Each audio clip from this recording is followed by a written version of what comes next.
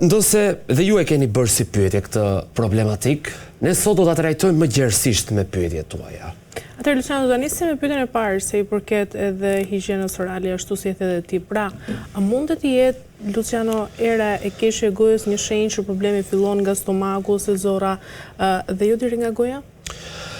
Kjo pyetje është shumë e vëndë, Gisela, është e vërtet që ka shumë njerëz që kujdesen për pjesën e gojës, për higjienën orale, por përsëri zakonisht kjo ndodh në mëngjes, që aty ka një aromë të pakëndshme të gojës, edhe shumë njerëz madje edhe para gjumit ose në mëngjes bëjnë edhe gargara me ujë, me krip, pastrime të ndryshme.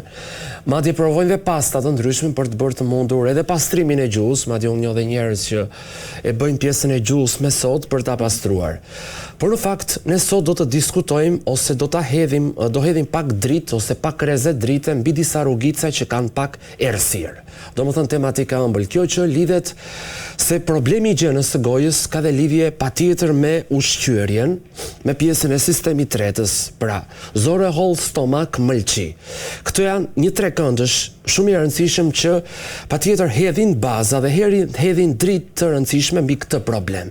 Pra se higjiena e gojës, patjetër që rëndësi kryesore ka pjesa e gojës, çfarë ne konsumojmë, larja, higjiena që mund të bëjmë në mënyrë të përditshme, por janë dhe problemet me sistemin gastrointestinal, që nga një gastrit kronik, që nga prezenca e disa mikroorganizmave deri tek zore trash. Pra duhet shikojmë edhe brëndësinë tonë për këtë problem. Luciano, ne shpjego pak më shumë pra pse disa njerëz kanë higjenë shumë të mirë orale, por nga ana tjetër vazhdojnë të kenë halitozë kronike.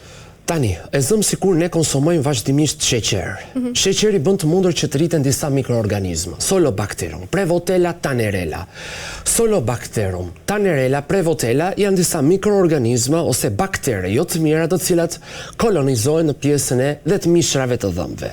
Dhe këto bëjnë të mundur prodhimin, që ta lidhim me atë aromën e pakëndshme, prodhojnë disa gazra. Një ndër këto gazra është edhe metilmerkaptani, domethënë metilmerkaptan sulfide hidrogjeni, gaz sulfidrik. Këto baktere të cilat quhen Prevotella, Tannerella, sikurse dhe Solobacterum specium, bëjnë të mundur që ne të kemi këtë aromën e pakëndshme dhe patjetër konsumimi i lartë i sheqerit, sa më shumë sheqer të përdorim ne, aq më shumë do dëmtojnë gingivat dhe aq më shumë inflamacion do të kemi tek mishrat e dhëmbëve.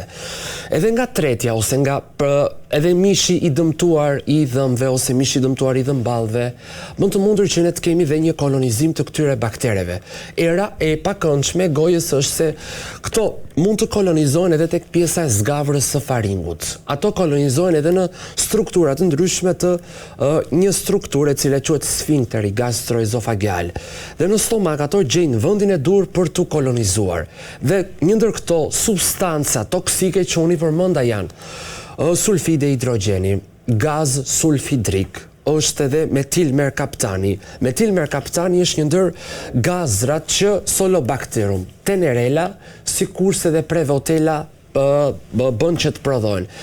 Dhe sheqeri tepërt, pra produktet e ushqimit, gjithnjë të procesuara, këtë gjë e bëjnë më të dukshme dhe më të mundur. Sikurse dhe produktet ushqimore me nitrite, me nitrate, domethënë këtu futim sallamet e procesuara, salciçet e procesuara, mishrat e konservuara, të cilat kanë nivele shumë të larta të konservantëve dhe të aditive, ose të shtesave.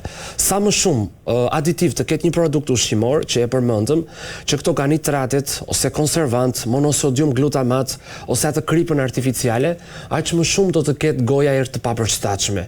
Dhe era e papërshtatshme gojës më së shumti shikohet dhe ndihet në mëngjes, sepse ka fermentim gjatë natës ose gjatë orëve të gjumit.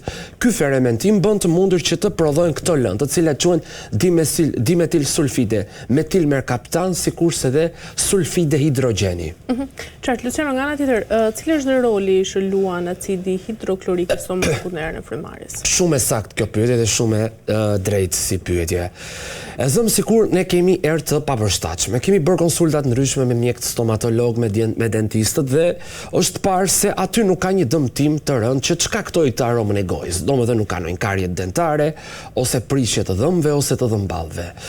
Dhe kjo duhet të fokusohet pak tek një test i brendshëm ose tek organet e brendshme. Për këtë njërsi fillim është e rëndësishme që të shikohet një analizë ose të bëhet një check-up total, të bëhet edhe koprokultura. Koprokultura është mbjellje e feqes.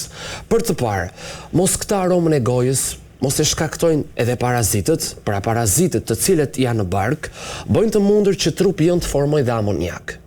Amoniaku është një lëndë toksike, e cila zakonisht formohet edhe në stomak, nga një bakterë që ne do ta përmendim pak më poshtë, por dhe parazitët bëjnë të mundur dekarboksilim oksidativ të aminoacideve.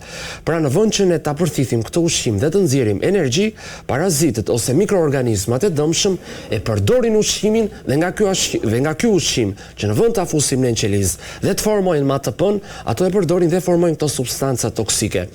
Pra, kur është acidi ulur hidroklorik në stomak, ne bëjmë një terren, një mjedis të caktuar që këto ushqime të fermentohen dhe të krijohet era e papërshtatshme e gojës. Luciano, ekziston lidhja midis Helicobacter pylori dhe erës së keqe të gojës? Pak më parë ne patëm përmendur se Helicobacter pylori është një bakter patjetër që nëse rritet dhe nëse kolonizohet shumë, shkakton edhe ulçra gastrike, shkakton dhe gastrite atrofike deri tek problemet në duoden. Dhe deri tek metaplazit gastrik ose është i rrezikshëm nëse nuk trajtohet dhe nëse nuk rregullohet mënyra e ushqyerjes. Tani Helicobacter pylori është një bakter që bën të mundur që të krijojë dhe biofilm. Është shumë i vështirë për të trajtuar dhe nuk kërkohet vetëm me antibiotik. Duhet ndryshuar dhe metoda e ushqyerjes, domethënë metoda e ushqimit. Të eliminojnë ushqimet e procesuara, patjetër në mënyrë kategorike zero alkool, gjumi, aktiviteti fizik. Aktiviteti fizik vendos në punë muskujt intrinseke dhe sistemin nervor parasimpatik. Njëkohësisht, Helicobacter pylori lidhet edhe me aromën e pakëndshme të gojës. Dhe njerëzit që kanë një aromë të pakëndshme të gojës në mënyrë kronike për shumë kohë, muaj ose vite, është e mira që të bëjnë dhe një gastroskopi ose një test urea breath, domethënë testin e frymarrjes. Përse ndodh kjo? Helicobacter pylori ka një enzim shumë të fortë e cila quhet ureaz. Ureaza e zbërthen uren nga pjesa e qarkullimit vaskular ose nga pjesa e qarkullimit të gjakut në amoniak. Dhe ne në pjesën e gojës kemi amoniak. Për amoniaku është ai që krijon si shije metalike ose si një aromë të pakëndshme. Helicobacter pylori bën të mundur që të përdori enzimin, madje prodhon dhe vet ureazën, e cila është enzim shumë e fortë, e cila bën të mundur që urea të zbërthehet në amoniak.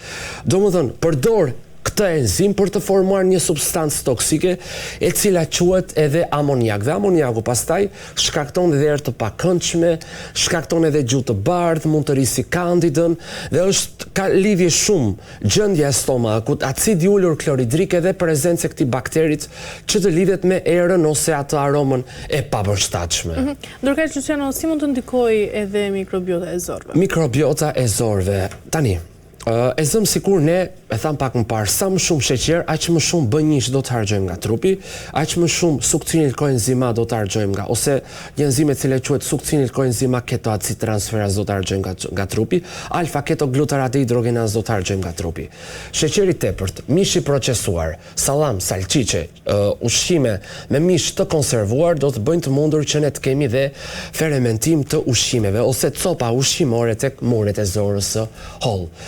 Nga ana tjetër, mikrobiota. Nëse ne e varfërojmë këtë mikrobiot ose këtë qytet me arsimtar, me inxhinier, me politolog, unë i quaj qytetarët e mikrobiotës kështu sepse çdo kush prej tyre ka funksione të rëndësishme. Disa janë me funksione më të rëndësishme dhe disa janë me funksione jo të rëndësishme. Ato që kanë funksione jo të rëndësishme janë bakteret jo të mira. Kurse ata që kanë funksione të rëndësishme dhe të shëndetshme janë bakteret e mira, të cilat bëjnë të mundur që ky mjedis ose ky qytet të mbahet i pastër. Nga ana tjetër, mikrobiota kur varfërohet nga perimet, zarzavatet, frutat, polifenolët, iridoidet, ksantonët, poliacetilenët, flavonolignanët, acidet elagjike, acidet polifenolike ose metabolitet polifenolik, flavonoidet, pra varfërimi ndaj frutave, ndaj perimeve, ndaj produkteve të cilat janë prebiotik do të bëjë të mundur që të shkaktohet kapslëg dhe do të bëjë të mundur varfërim, që e thash ose e përmenda pak më parë, por do të bëjë të mundur që të shkaktohet thot edhe kapsllëk. Pra, mikrobiota, varfërimi i baktereve të mira ose mikroorganizmave të mira. Bifidobacterium, lactobacillus, Blautiaubeum, Coprococcus eutacus, Veillonella parvula, Cristenella minuta, sikurse dhe Anerstepis butyraticus, Butyriccoccus pulicacecorum. Pra, varfërimi i këtyre baktereve të mira do të sjellë dhe një mikrobiotë të destabilizuar, ose disbioz ose SIBO. Prandaj perimet dhe zarzavatet, frutat, sikurse dhe kefiri, turshit organike, ose larmishmëria, diversiteti i mikrobiomës është shumë i rëndësishëm. Gjithnjë perimet e stinës, pra çikoret, lulja e lakrës, sikurse dhe perimet e ndryshme të stinës, frutat e stinës, të cilet janë dhe tani në stinën e verës,